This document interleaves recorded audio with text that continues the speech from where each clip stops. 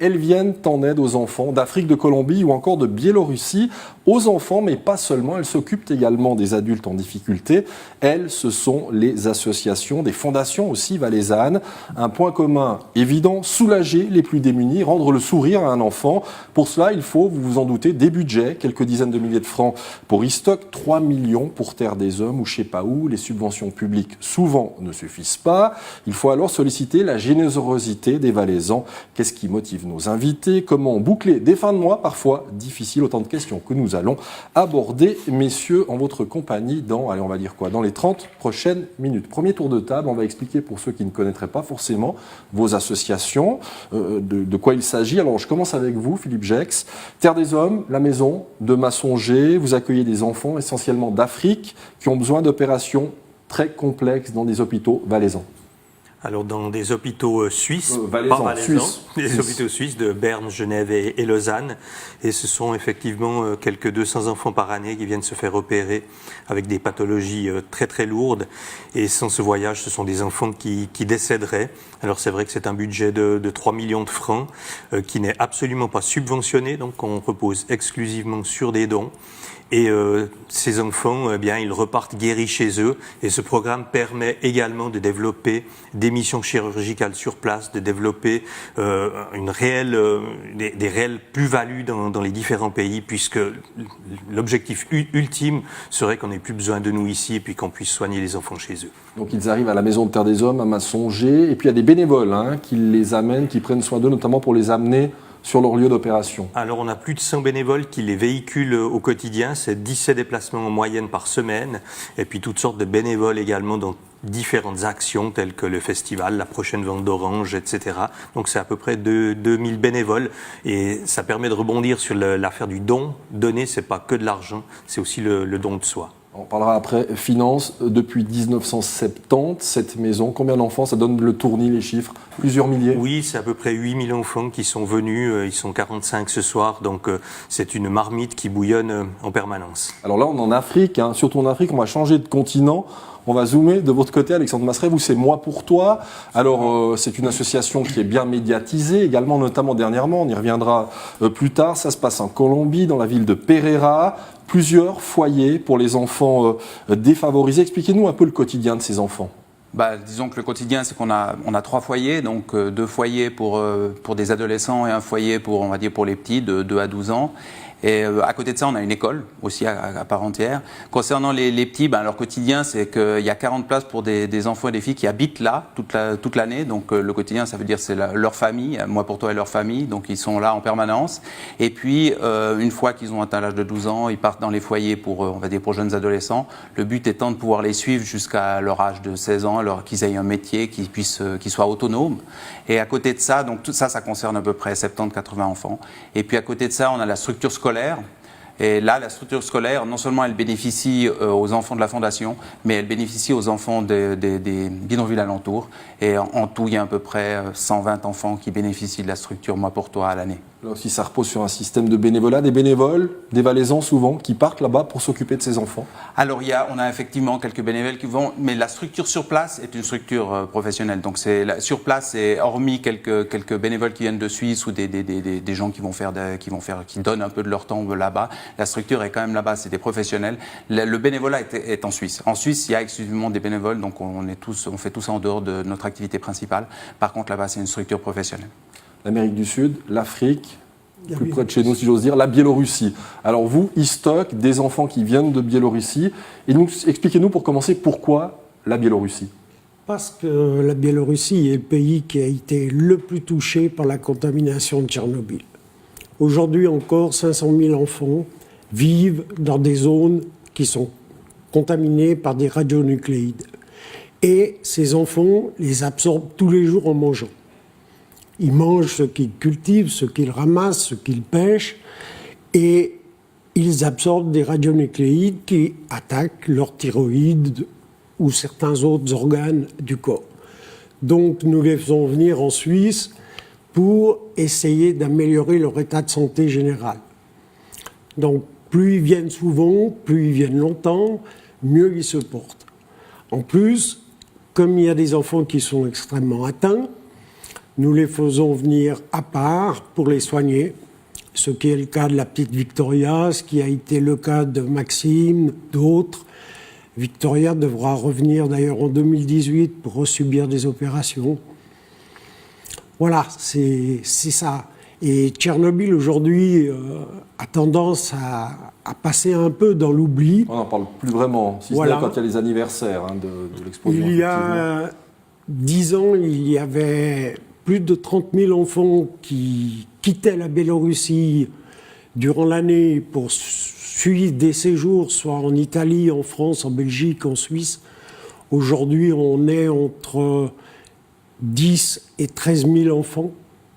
Donc ça a diminué drastiquement et ça continue petit à petit à diminuer parce que Tchernobyl passe petit à petit dans l'oubli, ce que nous essayons de réveiller. Alors, vous n'oubliez pas, vous cherchez des bénévoles, des familles bénévoles 2 fois par année. Dernière en date, c'était les vacances de fin d'année. Ça s'est bien passé. Vous avez trouvé toutes vos familles? Magnifique. C'est les mêmes familles d'année en année? Comment ça se passe? Non, on a une base de familles qui effectivement sont là année après année, séjour après séjour, et puis on a toujours des nouvelles. Et puis, comme le dit la secrétaire de l'association, Istock, c'est pas simplement une histoire d'enfants, une histoire de soins, d'abord c'est une histoire d'amitié. C'est l'amitié avec les enfants, c'est l'amitié avec les parents des enfants, avec les associations biélorusses, c'est l'amitié entre les membres ici. Nous sommes une 60aine à tourner autour d'Istock et nous avons toujours un immense plaisir à nous rencontrer. Ça, c'est pour Istock. Alors, on l'a compris, des histoires d'enfants dans vos associations respectives, des adultes également, des jeunes adultes, d'autres un peu moins jeunes, que vous aidez, je ne sais pas où. Comment ça fonctionne et à qui ça s'adresse? Alors, vous l'avez dit, principalement à des personnes adultes, valaisannes ou des personnes confédérées. Quelques situations à l'accueil d'urgence où ce sont des personnes étrangères.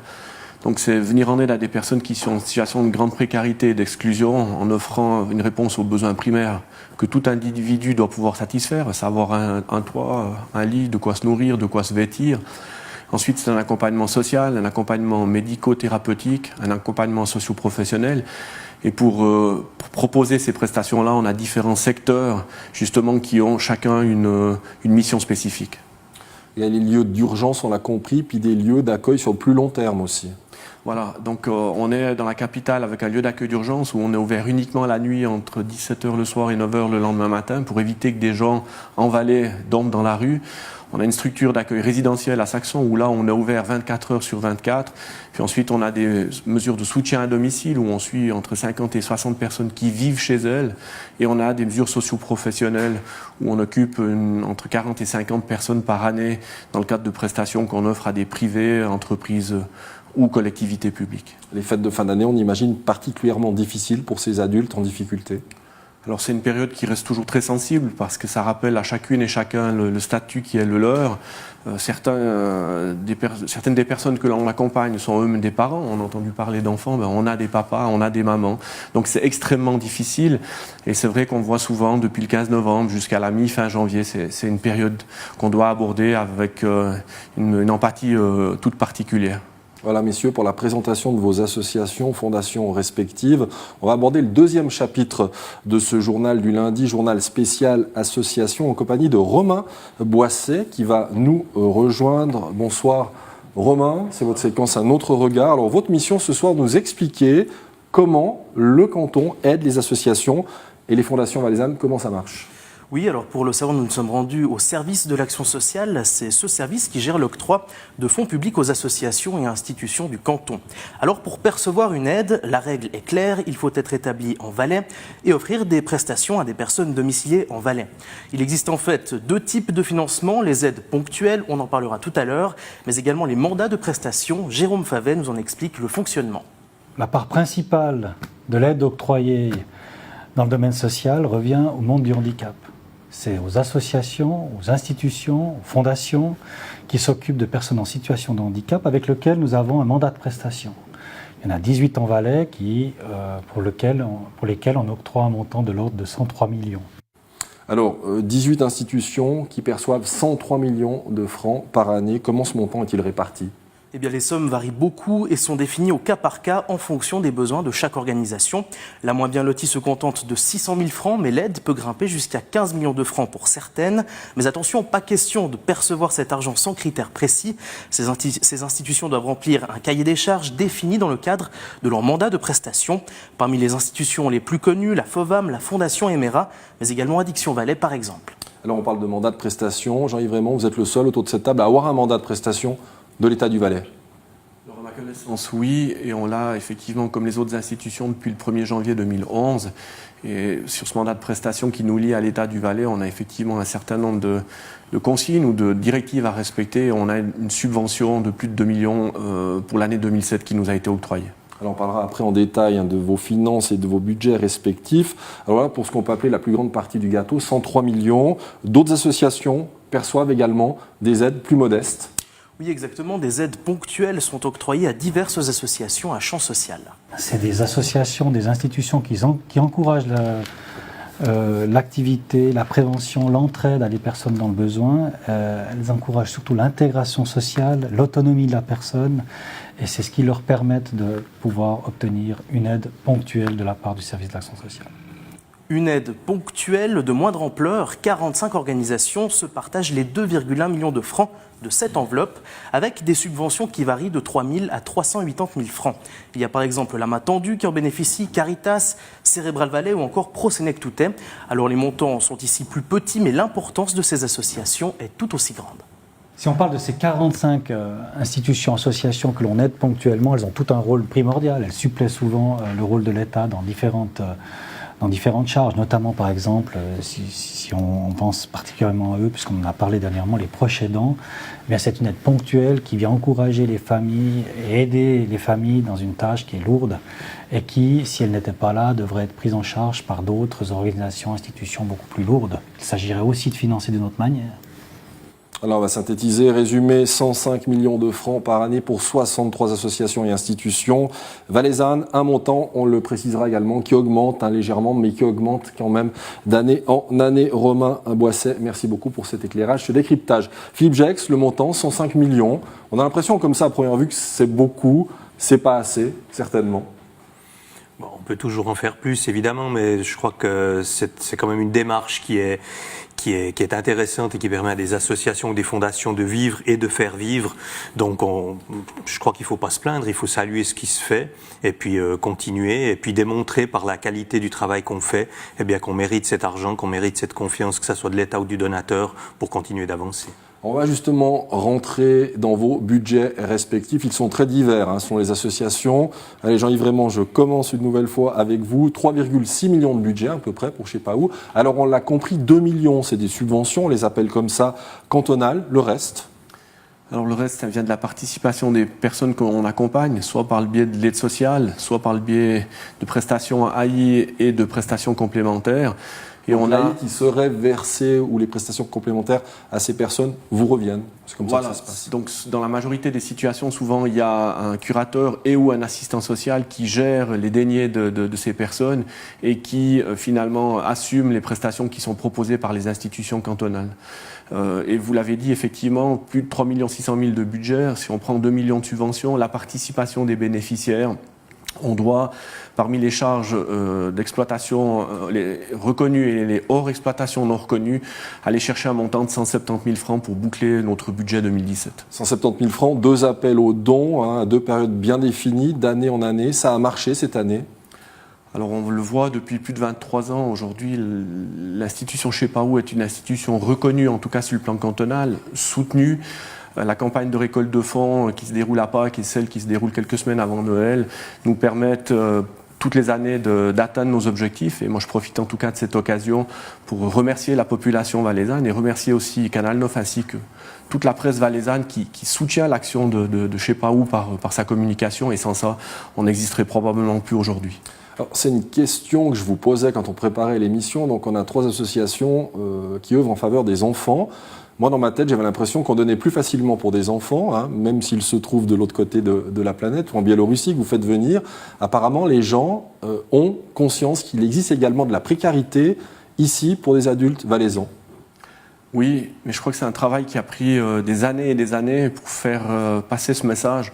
En Valais, on est aussi touché par la précarité et l'exclusion. On a des gens à côté de chez nous, on a des gens qui habitent dans le même immeuble que nous, on a des gens qui habitent dans le même village que nous. Par contre, ça se voit pas, ça se sait pas, parce que ces gens ont souvent honte de leur situation. Il y a encore souvent beaucoup d'humilité, beaucoup de dignité chez ces gens-là, et ils cherchent par leurs propres moyens à subvenir à leurs besoins. Et souvent, quand ils font appel aux services sociaux, c'est trop tard parce que leur situation s'est fortement péjorée. Mais c'est aussi la proximité qui fait que d'appeler à l'aide reste quand même une démarche extrêmement compliquée. Et ce qu'on observe surtout, et ce qui me préoccupe, c'est qu'il y a passablement de gens qui vivent dans la précarité, mais qui n'osent pas faire appel aux services par honte, par culpabilité. Istock maintenant, budget beaucoup plus petit, entre 30 et 60 000 francs par année, vous me disiez. Là, c'est quoi? C'est un mix entre fonds publics et privés, mais surtout du privé, hein, en grande partie. Il n'y a plus que du privé. Il n'y a plus du privé. Il y a une petite aide communale à l'époque. Il y a une aide communale. Mais avant, on avait une aide du canton du Valais qui s'est arrêtée il y a 3 ans. Pourquoi? Parce que la restructuration, les économies, et comme l'a si bien dit le chef de service, nous ne sommes plus dans les objectifs.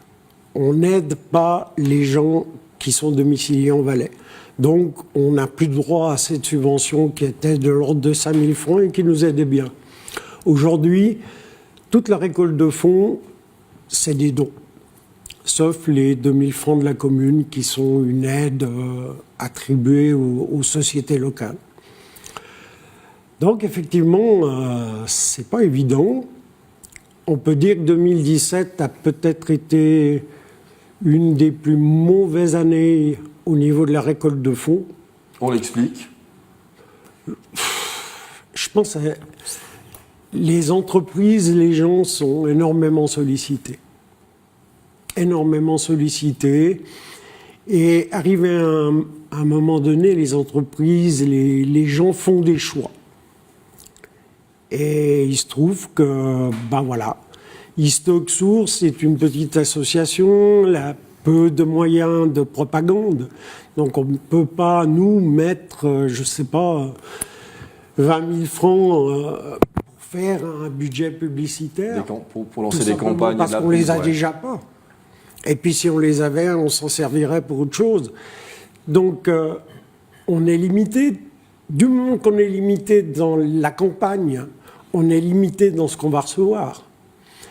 Mais nous, nos objectifs, c'est de faire nos séjours santé, de soigner les enfants qu'on fait venir. Tant qu'on a réussi ça, qu'on ait bouclé ou pas notre campagne de récolte de fonds, on a réussi. Tant que ça marche, on est content. Les enfants sont contents, les parents sont contents.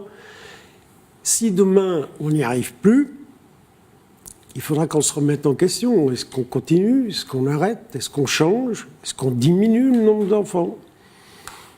Ça, c'est des questions que l'avenir nous donnera les réponses.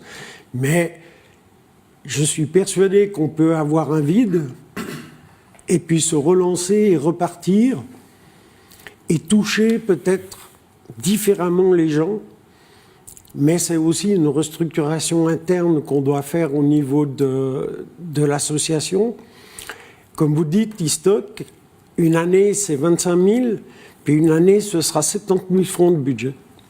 Donc c'est très difficile de savoir où on va jongler. D'une année à l'autre. D'une année à l'autre. Et puis c'est également le rôle des médias, hein, c'est de faire aussi de la publicité autour de vos actions respectives et puis de sensibiliser les Valaisans à vos associations. Philippe Gex, donc Terre des Hommes, les budgets c'est environ 3 millions annuels, essentiellement des dons pour près de la moitié et puis des actions tout plein tout au long de l'année. Alors des actions et des dons, un gros soutien également de la loterie romande, je tiens à le relever. Et puis il y a un mix effectivement d'actions telles que le festival, la vente d'oranges, donc où concrètement on va s'adresser aux gens. Et puis des dons qui relèvent aussi d'une forme d'action, puisque ces dons qui nous arrivent souvent résultent d'un mailing, d'un journal qu'on envoie 4 fois par année. Donc c'est une activité qui est permanente, parce que c'est quand même 8 200 francs par jour. Donc quand on replace ça le matin en se levant, c'est quand même une grosse somme qui, remise à l'échelle humaine d'un enfant qui est là, c'est pas si cher, c'est 200 francs une journée enfant, donc c'est tout ce qu'il y a de plus maîtrisé, mais multiplié, ça devient énorme, donc faut garder son sang-froid et puis faire confiance.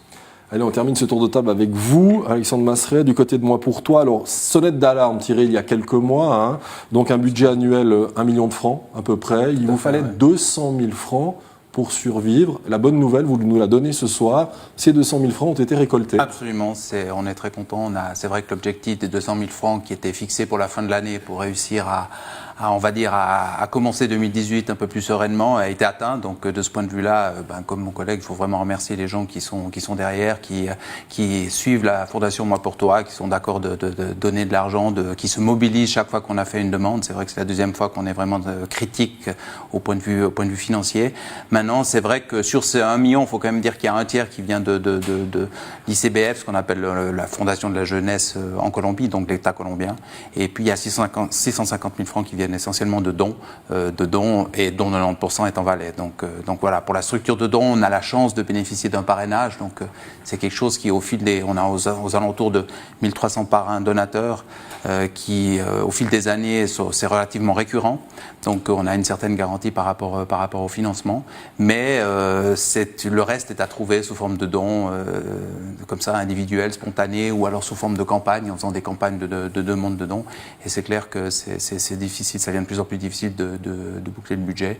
Une chose que j'aimerais dire, c'est que nous, on fait aussi des courses dans les écoles. Alors c'est variable selon les années, l'importance de ces courses, mais ça m'est l'occasion aussi de remercier toutes les familles qui sont derrière les enfants, puisqu'il y a toujours quelqu'un qui paye derrière. Et puis c'est l'occasion de solliciter, c'est juste. Voilà. Je confirme. C'est l'occasion de remercier toutes ces familles et tous ces enfants qui courent, entre autres pour la Fondation Moi pour toi. Donc c'est vraiment quelque chose de super. Un mot aussi, Claude Barras, le papa de Courgette, qui s'était mobilisé pour la cause. Absolument. Ça a apporté un petit plus, ça. Je pense que ça apporte toujours des petits plus. C'est difficile de mesurer exactement en termes financiers l'apport des différents parrains, mais je pense qu'au point de vue de l'image, au point de vue de l'engouement, quand on fait un repas de soutien et que Claude Barras est présent, c'est clair qu'il y a certaines personnes qui vont venir le voir, qui sont contentes de pouvoir lui parler. Donc je pense qu'effectivement, ces parrainages sont importants, d'avoir des parrains un peu identitaires sur lesquels les gens peuvent dire si lui fait partie, ça doit être quelque chose de bien. Ça transmet aussi une image positive. Et non, je pense que c'est des choses qui sont importantes. On va aborder un tout dernier chapitre en votre compagnie. On va se demander si les Valaisans ne sont pas trop sollicités. On en parle justement à l'instant, mais nous avons voulu juste avant mettre en avant une 5e association dans ce journal spécial, la Croix-Rouge Valais, sujet réalisé par Alexandre Bonnet. La Croix-Rouge Valais est membre de la Croix-Rouge suisse, mais elle est indépendante. Elle a ses propres statuts dans le respect de sa fêtière internationale. Elle gère les missions qu'elle s'est fixées. On a 3 pôles d'activité. Le premier, c'est l'aide aux réfugiés. Donc, on a un pôle migration où on fait l'aide aux réfugiés qui ont reçu l'asile. Ensuite, le deuxième pôle d'activité, c'est la formation. Donc, on organise des cours, surtout le cours d'auxiliaire de santé. Et la troisième partie, c'est l'aide à la famille. Loin de l'image que renvoie la Croix-Rouge internationale, l'association valaisanne est active dans le canton, où le pôle migration ne constitue que 40% de son activité et est entièrement financé par l'État. C'est quand même important que les gens comprennent qu'on ne cherche jamais de l'argent pour ce pôle-là. Parce que ce qu'on entend souvent, Croix-Rouge, c'est que pour les étrangers, etc. Puis ça nous dessert un petit peu quand même, parce qu'il y a des gens qui veulent aider ici. Et puis vraiment, quand nous, on cherche l'argent, c'est pour aider les gens qui sont ici. L'aide à la famille est l'activité qui demande de chercher des fonds. Elle concerne notamment la garde d'enfants lorsque les parents sont malades. On a voulu faire un service qui est accessible à tout le monde. Les parents payent 5 francs de l'heure. Donc vous voyez qu'il y a une grande différence entre 5 francs qu'on encaisse chez les parents et les 55 que nous coûte l'heure. Donc on a une petite subvention de la Croix-Rouge suisse pour cette activité, mais la plus grande partie doit être financée par les recrutements de membres, par les mailings, les recherches de fonds qu'on fait. Active au sein de la Croix-Rouge depuis 26 ans, Marilène Moix constate une baisse des dons. On récolte moins de fonds qu'il y a quelques années. Est-ce que c'est en termes de générosité? Je ne sais pas. Peut-être que les gens ont moins de moyens simplement, donc ils peuvent peut-être moins donner. Mais c'est vrai qu'on constate une baisse des fonds qu'on arrive à récolter. La concurrence entre associations caritatives joue aussi un rôle dans cette évolution.